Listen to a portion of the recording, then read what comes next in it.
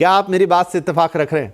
बिल्कुल, बिल्कुल इत्तेफ़ाक रख रहा हूँ। नॉट बिकॉज़ मैं आपके शो पे हूँ बट आपने जो कहा ना यू अंडरस्टेटेड इट। इसका जो पावर है, ये सिर्फ़ डिजिटल पेमेंट नहीं है, राइट? इसका जो पावर है, एक यूज़र के लिए कन्वीनियंस है, एक देश के लिए बहुत बड़ी बात है।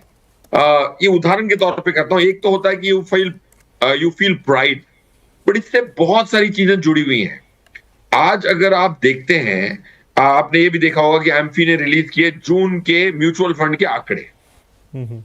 लमसम पैसा जो आया है वो काफ़ी घट गया है, राइट? 21-22 हज़ार करोड़ आए, बट एसआईपी के माध्यम से जो आंकड़ा आया वो आज तक का हाईएस्ट आंकड़ा था।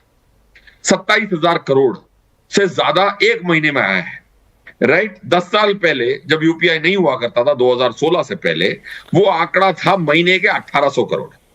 तो ये 27 हज़ार करोड़ इसीलिए आ पाया है, बी रेस्ट एश्योर्ड, और कोई कारण से नहीं आ पाया है कि एक रिटेल निवेशक अपनी एसआईपी इतनी आसानी से यूपीआई के माध्यम से पैसे ट्रांसफर कर पा रहा है। तो 27 हज़ार करोड़ जब आते हैं, कैपिटल मार्केट हेल्दी होती है।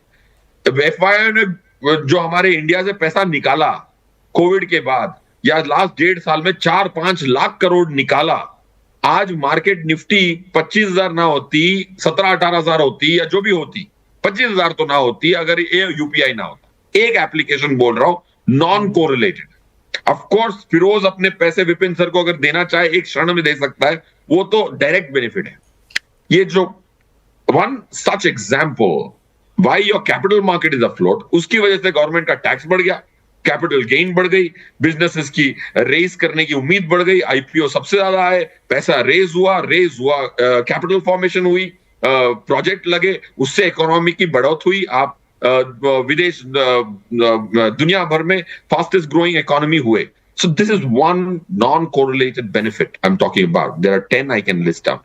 So वेरी आपने जो भी कहा जी। बिल्कुल सही कहा, और आपने बहुत संतुलित शब्दावली का प्रयोग किया। I am so in sync with what you said नहीं, सर। और आपने बहुत अच्छी तरह उसका रियल टाइम मतलब एक जो कन्वीनियंस है वो अपनी बात है, लेकिन उसने क्या रोल इकोनॉमी में पीछे से प्ले कर दिया, बड़ी अच्छी बानगी उसकी रखी फिरोज साहब।